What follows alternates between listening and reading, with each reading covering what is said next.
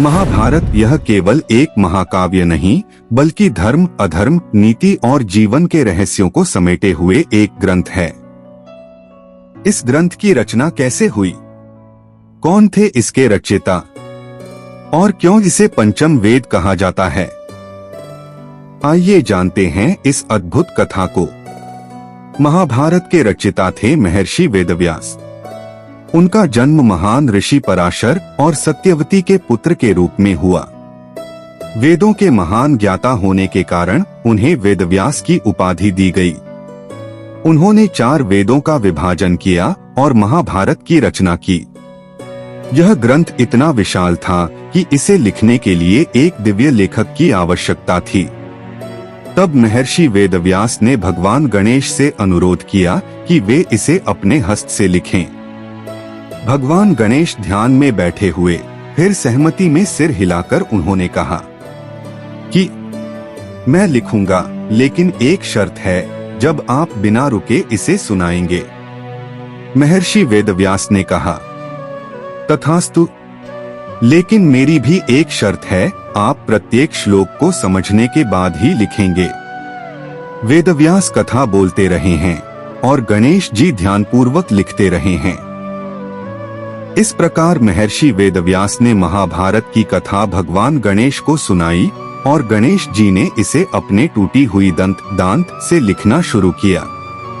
महाभारत केवल एक कथा नहीं, बल्कि जीवन के गूढ़ रहस्यों को समझाने वाला एक अमर ग्रंथ है। इसमें हमें धर्म, कर्तव्य और मानव स्वभाव की गहरी सीख मिलती है। इस ग्रंथ में 1 लाख से अधिक श्लोक हैं, जो इसे विश्व का सबसे बड़ा महाकाव्य बनाते हैं।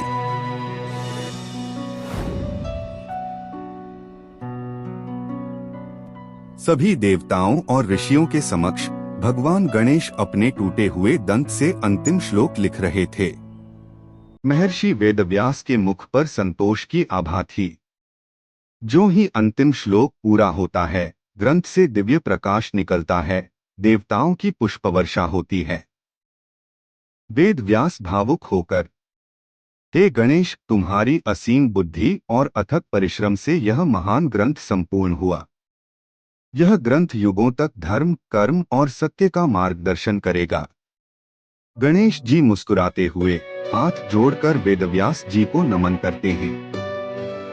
इंद्र, ब्रह्मा, विष्णु, महादेव एवं अन्य देवता प्रकट होते हैं और श्री गणेश को आशीर्वाद देते हैं।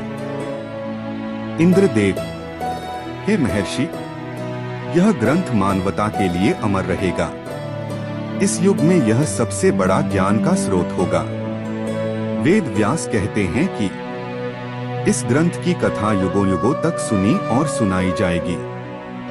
यह केवल एक युद्ध की गाथा नहीं, बल्कि जीवन के हर पहलू का सार है।